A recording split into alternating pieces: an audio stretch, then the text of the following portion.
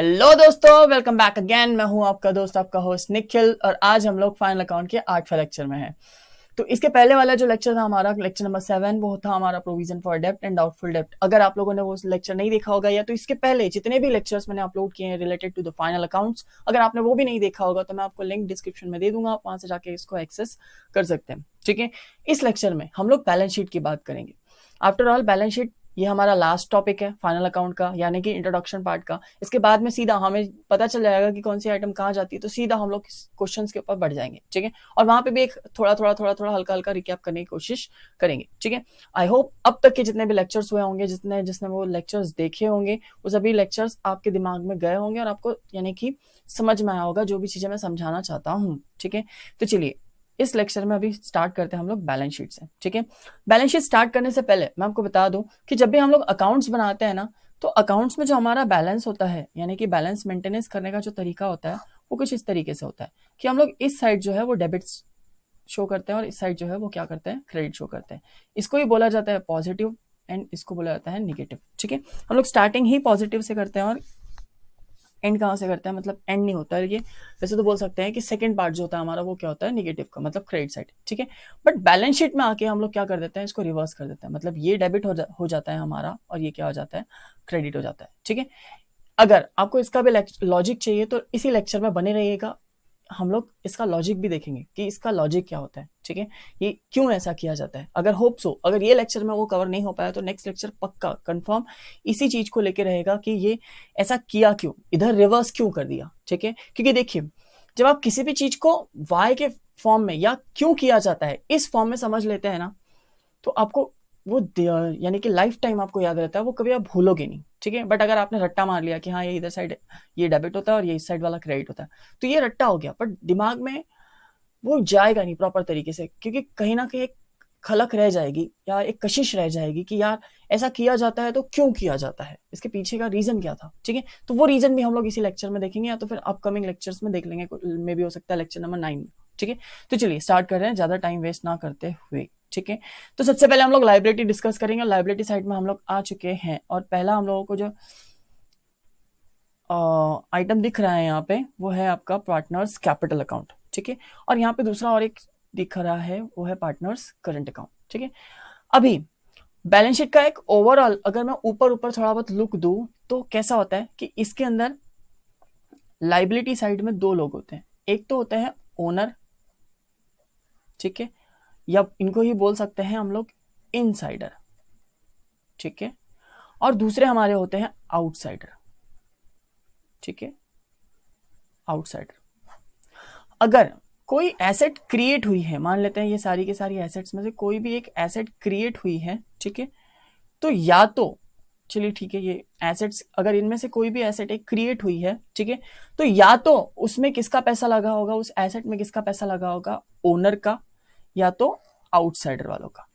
ठीक है, या तो ओनर का पैसा उसके अंदर लगा होगा या तो किसका लगा होगा, आउटसाइडर वाले का लगा होगा। ठीक है, क्योंकि जो एसेट आपके पास में दिख रही है वो कहीं ना कहीं से आपने खरीदी है, और खरीदने के लिए जो पैसा इकट्ठा किया है आपने, उसको ओनर के पैसे से यूज किया है या बाहर वाले के पैसे से यूज किया है। ठीक है, तो एसेट में तो कोई क्लासिफिकेशन नहीं है, पर लाइबिलिटी साइड में दो क्लासिफिकेशन आ गए हमारे। कौन से पहला आपका आ गया ओनर और दूसरा आपका आ गया लाइबिलिटी, मतलब यानी कि क्या, आउटसाइडर। ठीक है, तो एक्चुअल में जो लाइबिलिटी बोला जाता है ना, इसको तो हम लोग बोलते हैं, ओनर को जो भी पैसा लेके आता है उसको तो बोलते हैं हम लोग कैपिटल, उसको हम लोग क्या बोलते हैं, कैपिटल। ओनर जो भी पैसा इंट्रोड्यूस करता है उसको हम लोग बोलते हैं कैपिटल। अपनी 11th में भी समझा होगा, 11th में भी आपके टीचर ने आपको बताया होगा कि ओनर जो पैसा इंट्रोड्यूस करता है उसको हम लोग कैपिटल के नाम से या कैपिटल के फॉर्म में शो करते हैं। ठीक है, बट आउटसाइडर वाले को ही बोला जाता है एक्चुअल में लाइबिलिटी। ठीक है, यही एक हमारी देनदारी होती है। ठीक है, ओनर की भी लाइबिलिटी होती है, लेकिन लाइबिलिटीज मेनली जो होती है वो किसकी होती है, आउटसाइडर वालों की। ठीक है, अब दोनों में डिफरेंस क्या होता है वो पहले देख लेते हैं। ठीक है, कि जो ओनर होता है ना, उससे हमारी ट्रांजेक्शन जो होती है वो होती रहती है, बोल सकते हैं कि वो कंटिन्यूअसली होती रहती है, उसका एक हमारे साथ में एक अलग रिलेशन होता है। ठीक है, जैसे कि अगर बात करें कि अगर आप, ये घर है आपका, ठीक है, आप अपने घर में बैठे हो और आपका एक दोस्त आपके घर आ रहा है, ठीक है, तो क्या होगा कि आपके जो घर वालों का आपको ट्रीट करने का तरीका होगा वो अलग होगा।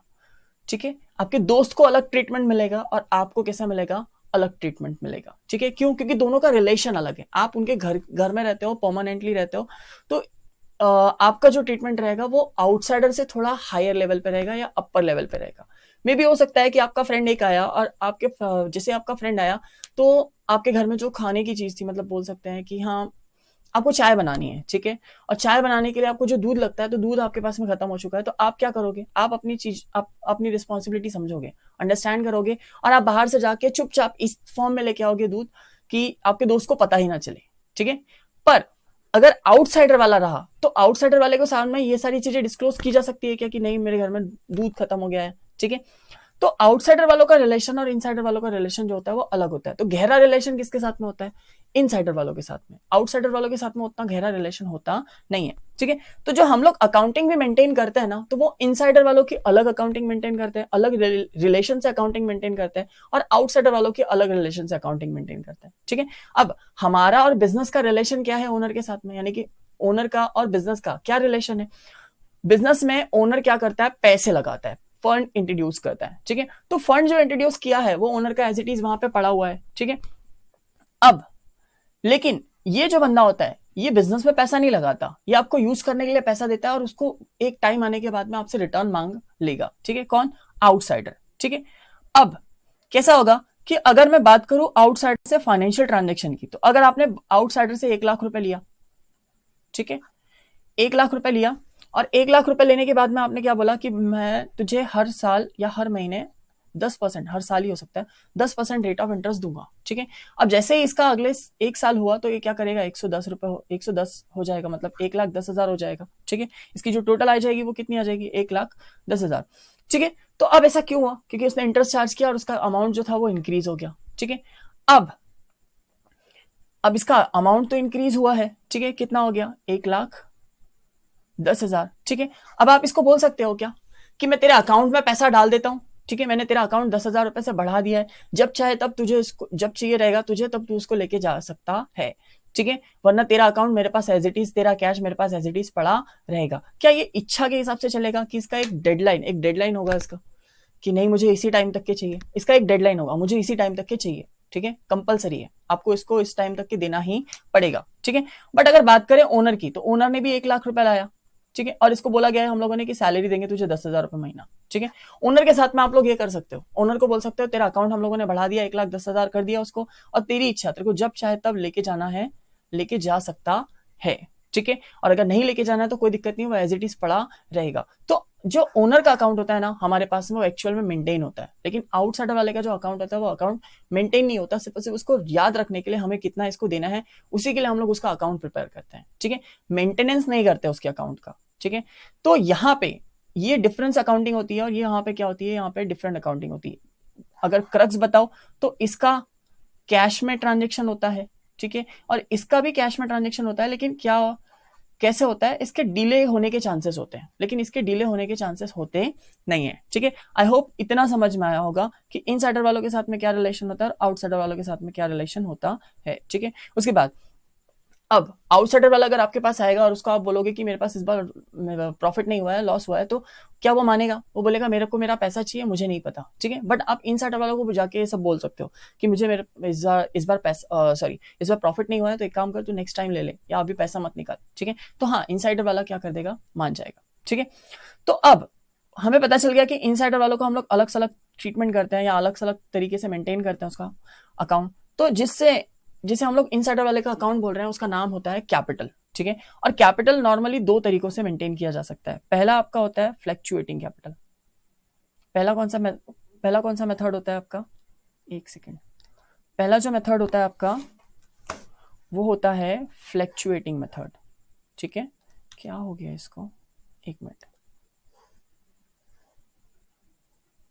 हाँ, पहला जो मेथड होता है आपका वो कौन सा होता है? Fluctuating method. और दूसरा कौन सा मेथड होता है आपका? दूसरा जो मेथड होता है वो होता है फिक्स मेथड। ठीक है, आई होप इतना समझ में आ गया होगा। ठीक है,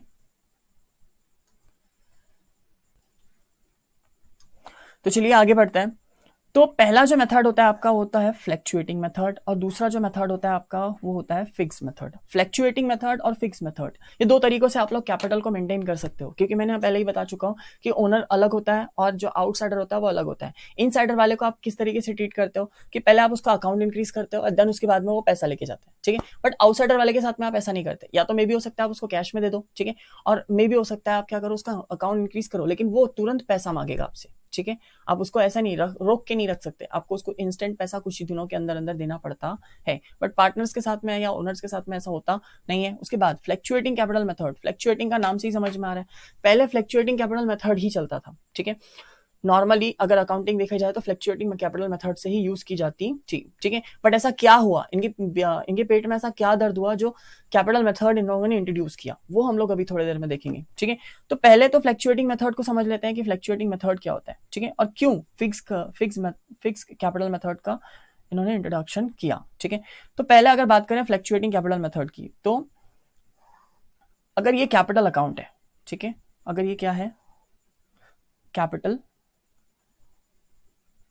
एक सेकेंड,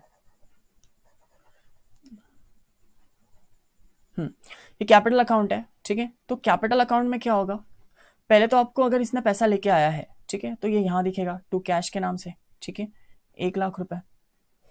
और अगर इसकी सैलरी वगैरह दी तो आपको पहले से पता है इसको इन हैंड कैश में पैसा नहीं दिया जाता, सैलरी इसकी अलग से रिकॉर्ड नहीं की जाती, सीधा इसका अकाउंट इंक्रीज कर दिया जाता है और अकाउंट को क्या कर दिया जाता है वापस, जब ये पैसा लेके जाएगा तो डिक्रीज कर दिया जाएगा।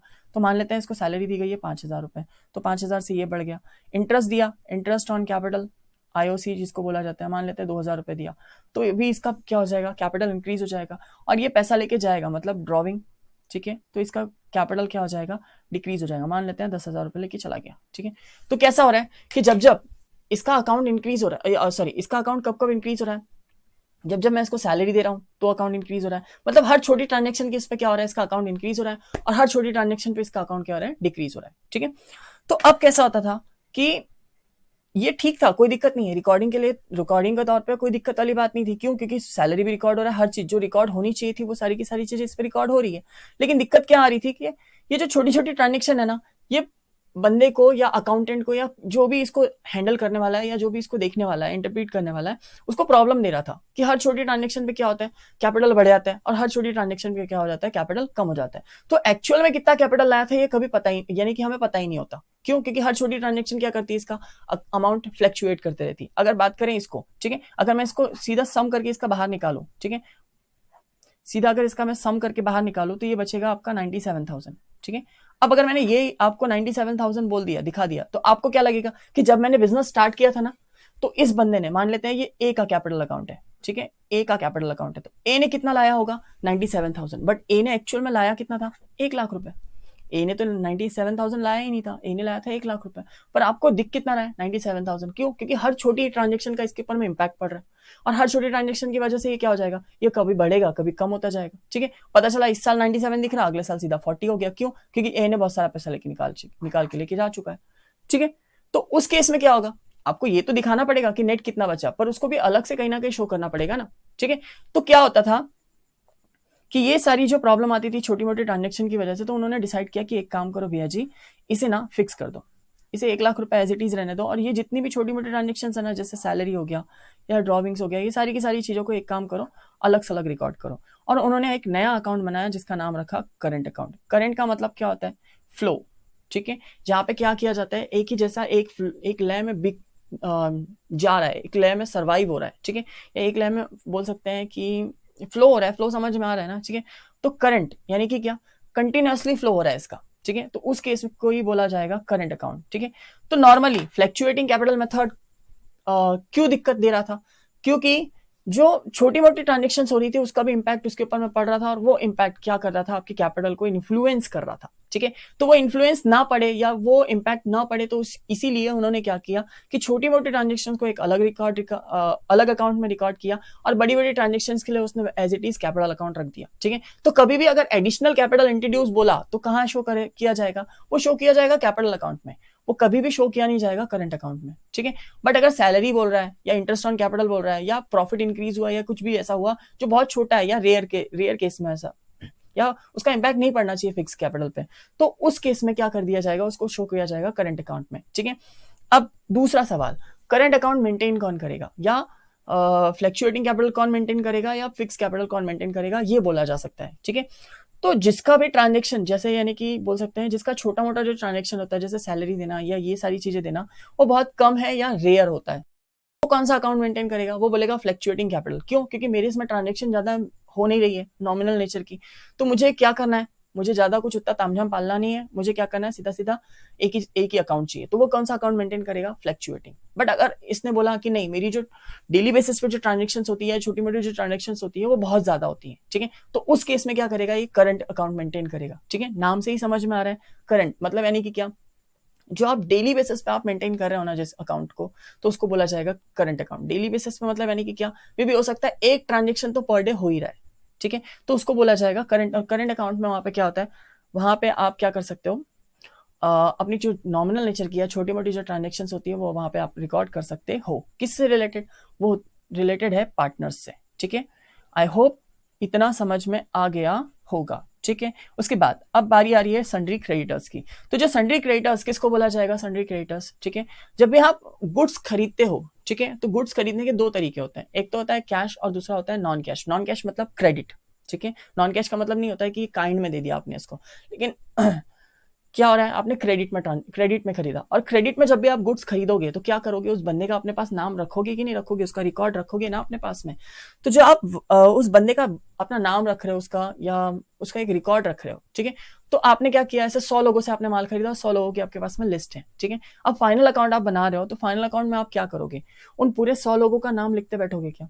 आपको क्या लगता है, आपकी बैलेंस शीट ओवरलोडेड नहीं हो जाएगी? आप इमेजिन करो कि यहाँ पे सन्ड्री क्रेडिटर्स ना लिखते हुए सीधा मैंने 100 लोगों का नाम लिख दिया होता, तो कैसा दिखता है आपको? जो बैलेंस शीट दिखती है वो कम से कम 4-5 पेजेस की रहती, और 4-5 पेजेस की बैलेंस शीट आप पढ़ते पढ़ते बोलते भाई साहब छोड़ो यार, ठीक है, जाने दो, बहुत सारे क्रिएटर्स हैं। और मैं सिर्फ क्रिएटर्स की बात कर रहा हूँ, ऐसे बहुत सारे लोग होंगे जो यहाँ पे जिनका नाम लिखा जाना चाहिए था, और मैंने सिर्फ 100 एग्जाम्पल लिया। कई जगहों पे क्या होता है, बहुत सारे क्रिएटर्स होते हैं, ठीक है, तो इसीलिए उनको क्या किया गया है, एक ग्रुप बनाया और उस ग्रुप को एक नाम दे दिया जिसका नाम रखा गया sundry creators. Sundry creators basically कुछ नहीं होता, जिससे आप माल खरीदते हो वही होता है सन्ड्री क्रिएटर्स। ठीक है, उसके बाद बिल्स पेबल। ठीक है, बिल्स पेबल यानी कि क्या, कई ऐसे क्रेडिटर्स होते हैं, ठीक है, जिनको हम पे भरोसा नहीं होता, क्योंकि देखिए बिल्स रिसीवेबल कब दिया जाता है, जब हमें पार्टी के ऊपर भरोसा नहीं होता, तब हम लोग क्या देते हैं, बिल्स पेबल। बट अगर हम पे किसी को भरोसा नहीं है तो वो बिल्स रिसीवेबल देते हैं, लेकिन अगर हम पे किसी को भरोसा नहीं है तो वो क्या करेगा, वो हमें प्रोवाइड करेगा बिल्स पेबल। ठीक है, अब जो बिल्स पेबल हमें मिलेगा वो हमें क्या कर रहा है, वो हमें एक प्रूफ के अंदर बांध रहा है या एक कॉन्ट्रैक्ट के अंदर बांध रहा है कि हमें इतने तारीख को इतना इतना पैसा अगली पार्टी को देना पड़ेगा, कंपलसरी है। ठीक है, नो ऑप्शन, देना ही पड़ेगा, अदरवाइज वो अपने ऊपर क्या यानी कि हम पे क्या कर देगा, वो केस कर देगा। ठीक है, क्यों ऐसा किया जाता है, एक एग्जांपल से इसको समझने की कोशिश करते हैं। ठीक है, चलिए स्टार्ट करते हैं। तो मान लेते हैं कि, पहले इसको हटा दूं मैं, ये तो जगह होगी यहाँ पे आसपास। हाँ, मान लेते हैं कि ये जो एक बंदा है जिसका नाम है, नाम क्या रखे, रोहित। ठीक है, ये एक बंदा है जिसका नाम है रोहित। ठीक है, और एक जो बंदा आया इसके पास में, इसका नाम है कालू। ठीक है, नाम से ही खतरनाक लग रहा है ये। ठीक है, अब रोहित बड़ा गरीब इंसान है, ठीक है, रोज का 2000 रुपए कमाता है, इसकी सोफा बनाने की काम, सोफा बनाता है, ये फर्नीचर का काम करता है। ठीक है, कालू आया इसके पास, बोला देख तू ऐसे कब तक के हमाली करता रहेगा गधे समान, ठीक है, तेरे को बड़ी अपॉर्चुनिटी देता हूँ, तेरे को बड़ा बिजनेसमैन बनाता हूँ। तो बोले कैसे कैसे, बोला देख देखो एक साथ 1.5 लाख का ऑर्डर देता हूँ। ठीक है, तो कोई बात नहीं, बोले दे दो, बोले कोई दिक्कत नहीं है, अभी दे दो, लेकिन देख बोले समस्या यह है कि अभी मेरे पास पैसा नहीं है, मेरा भी नया बिजनेस है और तेरा भी जैसे चल रहा है, लेकिन तेरा छोटा बिजनेस है, तो मैं अभी पैसा दूंगा नहीं, मैं तेरे से सोफा बनवाऊंगा या फर्नीचर बनवाऊंगा, और जब पार्टी को मैं बेचूंगा, जब मुझे पार्टी पैसा दे देगी, तो मैं तुझे क्या कर दूंगा, लाके दे दूंगा। ठीक है, तो बोल इससे पूछा, रोहित ने पूछा इससे कि कितने दिनों में पैसा मिल सकता है, तो बोले 3 महीने के अंदर अंदर तेरे को पैसा मिल जाएगा। ठीक है, मे भी हो सकता है 3 महीने के अंदर अंदर हो जाए, लेकिन 3 महीने तक के ओवरऑल एक मोटा मोटी बोलते रहा हूँ कि इसके अंदर अंदर तेरे को पैसा मिल जाएगा। ठीक है, अब इसके सर पे क्वेश्चन मार्क लटकने लग गया। ठीक है, कि अगर कालू फर्नीचर लिया और बगैर पैसा दिए भाग गया, तो क्या होगा? क्यों? क्योंकि ये दिख ही रहा है चोर की शक्ल का, और चोर की शक्ल का दिखने के बाद मैं ना पहचानता हूं इसे, इसके पहले इसके साथ में कोई ट्रांजेक्शन नहीं हुआ, और एक साथ बोल रहा है कि बड़ा ट्रांजेक्शन करो, ठीक है? तो उस केस में क्या किया जाएगा? उस केस में ये क्या करेगा, एक रजिस्टर या एक डॉक्यूमेंट, एक रजिस्ट्रेशन या एक डॉक्यूमेंट मेंटेन करेगा, और इस पे क्या करेगा, इस पे लिखवाएगा कि मैं, यानी कि इससे लिखवाएगा कि मैं इस तारीख को इतना इतना पैसा इस बंदे को देने के लिए लायबल हूं, और दोनों की साइन ले लेगा, मतलब खुद की भी साइन, इसकी भी साइन लेगा और खुद भी साइन करेगा, ठीक है? और उस पेपर को अपने पास रखेगा, कब तक के? जब तक के 3 महीना होता नहीं है। अगर ये भागा कालू, ठीक है, तो ये क्या करेगा, कालू के नाम पे केस कर देगा, ठीक है? इसी को बोला जाता है बिल्स रिसीवेबल। ये जो पेपर आया ना, इसी को बोला जाता है बिल्स रिसीवेबल, ठीक है? बट अगर कभी रिवर्स केस हो जाए, मतलब यानी कि क्या, कालू जो है वो सप्लायर हो जाए और रोहित जो है वो क्या हो जाए, वो खुद ले रहा है, मतलब वो बायर हो जाए, तो उस केस में क्या होगा, यहाँ पे जो कहलाएगा वो कहलाएगा बिल्स पेबल, ठीक है? क्योंकि एग्जाम्पल के तौर पे यही जो पेपर है, ये वाला जो पेपर है, वो कालू के लिए क्या है, वो कालू के लिए बिल्स पेबल के समान है, ठीक है? आई होप ये क्लियर हुआ होगा, ठीक है? तो bills payable is a part of a creditors, otherwise और कुछ नहीं होता ये, ठीक है? क्योंकि क्रेडिटर्स में से ही निकलता है, ठीक है? मान लेते हैं आपने 1 लाख रुपए का माल बेचा, तो क्या सभी के ऊपर में आपको भरोसा नहीं होता? कुछ लोगों के ऊपर में भरोसा होता है, कुछ लोगों के ऊपर में भरोसा नहीं होता। तो उस केस में क्या करते हैं आप लोग, कि जिसके ऊपर में भरोसा होता है उसको तो एज इट इज रहने देते हो, और जिसके ऊपर भरोसा नहीं होता तो उसको आप अलग हटा लेते हो और उससे बिल ले लेते हो, तो उसी को बोला जाता है बिल्स रिसीवेबल। पर अगर जिसको आप पे भरोसा नहीं है, तो वो क्या करेगा, वो भी आपको बिल देगा, तो आप उसको भी क्लासिफाई करोगे क्रेडिटर्स में से, उसको भी अलग रखोगे, ठीक है? चलिए, बैंक ओवरड्राफ्ट, ये स्पेशली करंट अकाउंट होल्डर्स को मिलती है, ठीक है? करंट अकाउंट होल्डर वो ऊपर वाला करंट अकाउंट होल्डर नहीं होता, जिसकी जैसे देखिए नॉर्मली 2 अकाउंट होते हैं बैंक में, एक होता है सेविंग अकाउंट और एक दूसरा होता है आपका करंट अकाउंट, ठीक है? तो जो करंट अकाउंट होता है उसमें क्या होता है, उसमें कोई लिमिट नहीं होती, सेविंग अकाउंट में लिमिट होती है। कैसा होता है, अगर फॉर एग्जाम्पल मैं मेरा ही केस बता रहा हूँ, जिस टाइम पे मैंने फर्स्ट टाइम अपना बैंक अकाउंट ओपन किया था, सेविंग अकाउंट, ठीक है? तो उस टाइम पे स्टूडेंट था, तो उतनी का इनकम का सोर्स नहीं था, तो मैंने पहला जो मेरा डिपॉजिट था वो था 200 रुपए। तो जो पहला डिपॉजिट था मेरा 200 रुपए था, ठीक है? और फिर जैसे घर आया, थोड़े बहुत पैसे और अरेंज हो गए, 300 रुपए कुछ और अरेंज हुए होंगे, तो वापस मैं पहुंच गया बैंक के पास, ठीक है? और बैंक को स्लिप भर के मैं पकड़ा रहा हूँ, बोला लो 300 रुपए और जमा कर दो मेरे अकाउंट में, ठीक है? बैंक का जो कैशियर था वो मुझे झापा अच्छे से पकड़ के, बोले कितनी बार आता है, बोले एक साथ पैसा जमा कर, बोले सेविंग अकाउंट है तेरा, करंट अकाउंट थोड़ा ना। उनके पास में पूरा चिट्ठा होता है कि आपने कितनी बार जमा किया, तो उसने मुझे भगा दिया वहां पे, ठीक है? बोला भाई साहब अब रिकॉर्ड, अब तेरा होगा नहीं, अब कल आना तू, ठीक है? तो सेविंग अकाउंट में लिमिटेशन होती है कि आप इतने बार ट्रांजेक्शन कर सकते हो या इतने का अमाउंट का ट्रांजेक्शन कर सकते हो, लेकिन करंट अकाउंट में कोई लिमिट होती नहीं है, ठीक है? तो करंट अकाउंट होल्डर को ही बैंक ओवरड्राफ्ट दिया जाता है, ठीक है? अब बैंक ओवरड्राफ्ट का मतलब क्या होता है, कि अगर मान लेते हैं आपके बैंक अकाउंट में सिर्फ और सिर्फ पड़े हैं 10,000, ठीक है? पर आपने जोश जोश में अपना एक चेक फाइल कर दिया, चेक साइन करके इशू कर दिया, वो था 15,000 का, ठीक है? पर आपके बैंक में कितना पड़ा हुआ है अभी भी 10, और आपका चेक कितने का है 15,000 का, ठीक है? तो जैसे ही वो चेक कहाँ जाएगा, बैंक के पास जाएगा, तो क्या हो जाएगा, अगर आपका करंट अकाउंट में ओवरड्राफ्ट की लिमिट नहीं, ओवरड्राफ्ट का फैसिलिटी नहीं प्रोवाइड किया होगा, तो वो बाउंस हो जाएगा। पर अगर ओवरड्राफ्ट की फैसिलिटी प्रोवाइड की गई होगी, तो वो क्या करेगा, वो आपके बैंक में से 15,000 रुपए उसको निकाल के दे देगा, ठीक है? तो उसके बाद आता है आपका बैंक लोन, ठीक है? बैंक लोन अलग होता है और बैंक ओवरड्राफ्ट जो होता है वो अलग होता है। बैंक ओवरड्राफ्ट किसको दिया जाता है, specially for the current account holder, लेकिन बैंक लोन जो होता है वो किसी को भी आप प्रोवाइड कर सकते हो, just like saving account holder होगा तो वो भी आप दे सकते हो। ऐसे कोई भी चीज, जो कोई भी बंदा जो बैंक के पास जा रहा है और लोन उसके पास से ले रहा है, आई होप समझ में आया होगा, लाइबिलिटी है, मतलब ये आउटसाइडर लाइबिलिटी है, ठीक है? अदर लोन मतलब यानी कि क्या, या पार्टनर्स लोन, ठीक है? पार्टनर का कैपिटल अलग होता है और पार्टनर का लोन अलग होता है, ठीक है? पर जैसे ही पार्टनर ने आपको लोन दिया, तो partner become a outsider for this amount, ठीक है, जो उसने लोन में प्रोवाइड किया है। बट जैसे ही अगर उसने कैपिटल के तौर पे, कैपिटल के फॉर्म में अगर आपके पास में पैसा लगा रहा है, तो वो क्या कहलाएगा, कैपिटल, ठीक है? एज अ ओनर लेके आ रहा है तो कैपिटल, और एज अ आउटसाइडर मतलब एज अ लाइबिलिटी के तौर में लेके आ रहा है, तो वो पार्टनर्स लोन बोला जाएगा। अदर्स लोन मतलब किसी से भी आपने लोन लिया वो आ जाएगा, ठीक है? आउटस्टैंडिंग एक्सपेंस, इसका एक पूरा लेक्चर रहेगा, इसको एडजस्टमेंट्स में देख लेंगे। मोटा मोटी बता दूं तो अनपेड एक्सपेंसेस बोलते हैं इसे, ठीक है? ऐसा एक्सपेंसेस जो आपने अभी तक के पेड किया नहीं है, ठीक है? और दूसरा आपका होता है pre received income. Pre received income का मतलब क्या होता है, ये भी सिमिलर होता है, ये भी एडजस्टमेंट के साथ में देखेंगे, लेकिन एक ओवरऑल बता दूं तो क्या होता है कि ऐसी क्या है कि आपने क्या किया, आपने अभी तक के उसको सर्विस नहीं दी, लेकिन उसका पहले से ही आपको क्या मिल गया, इनकम मिल चुकी है, ठीक है। एग्जाम्पल के तौर पे मैंने आपको क्लासेस स्टार्ट किया, आपकी क्लासेस स्टार्ट होने से पहले ही मैंने आपसे पूरा पैसा डिपॉजिट करवा लिया, ठीक है। तो उस केस में क्या कहलाया जाएगा, ये प्री रिसीव्ड इनकम कहलाएगी, ठीक है। तो ये हमारे लिए इनकम एडवांस के तौर पे ट्रीट किया जाता है, ठीक है। उसके बाद आता है रिजर्व फंड। रिजर्व फंड यानी कि क्या, एक तरीके का हमारा क्या होता है, ये गुल्लक होता है, ठीक है। ये जर्नल गुल्लक होता है, ठीक है। जैसे प्रोविजन फॉर डाउटफुल डेब्ट, ठीक है, ये क्या था, एक स्पेसिफिक चीज के लिए था कि क्या होगा, अगर पैसा डूबेगा तो ही यूज होगा। पर जो रिजर्व फंड है वो क्या है, वो ओवरऑल है, मतलब कुछ भी अगर ऐसा होता है जहां पे भी पैसे की कमी आती है बिजनेस के अंदर, तो आप रिजर्व फंड को यूज कर सकते हो, ठीक है। प्रोविडेंट फंड हम लोगों ने देखा था लास्ट क्लास में, इसके बारे में ज्यादा बात करने की जरूरत नहीं है, ठीक है।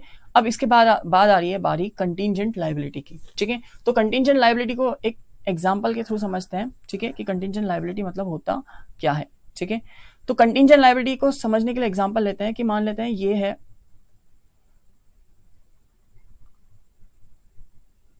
हर्ष, ठीक है, और ये मैं हूं, ठीक है। ये हर्ष है और ये कौन है, मैं हूं, ठीक है। अभी क्या हुआ कि हर्ष मेरे पास आया क्लास लगाने के लिए, ठीक है, और बोला सर मुझे 12th में अच्छे खासे नंबर से पास होना है, ठीक है।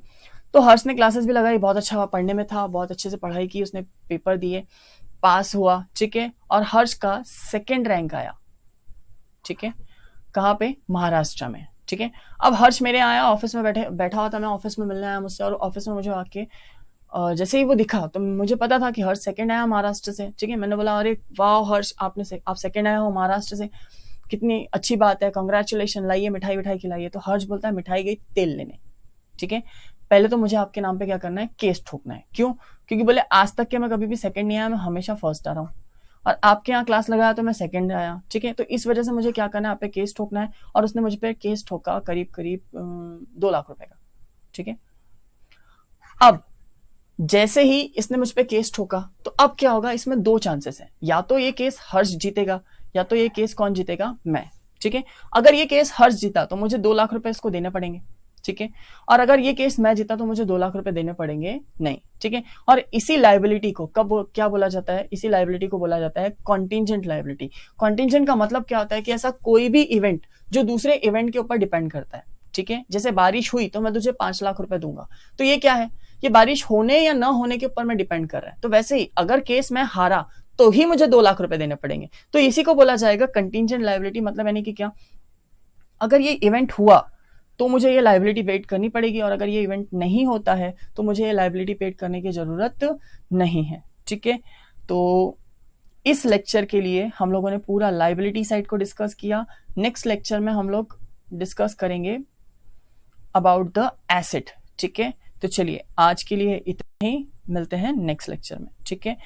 और एक बात, अब तक के अगर चैनल को सब्सक्राइब नहीं किया होगा तो प्लीज सब्सक्राइब कर लीजिए, और इसे डेली बेसिस पे देखिए। अगर आपको नहीं समझ में आ रहा होगा तो आप इसको 2 से 3 बार रिपीट करने की कोशिश कीजिए। और कहीं पे भी अगर मेरी वजह से थोड़ा बहुत अगर प्रॉब्लम आ रहा होगा आपको, तो आप मुझे कमेंट बॉक्स में कमेंट करके बता सकते हैं कि सर ये प्रॉब्लम आ रहा है, ठीक है, ताकि मैं उसको क्या कर सकूं और इम्प्रूव कर सकूं, या और अच्छे तरीके से उसको रिप्रेजेंट कर सकूं। समझ रहे हैं, ठीक है। तो चलिए आज के लिए इतना ही, मिलते हैं नेक्स्ट लेक्चर में, ठीक है।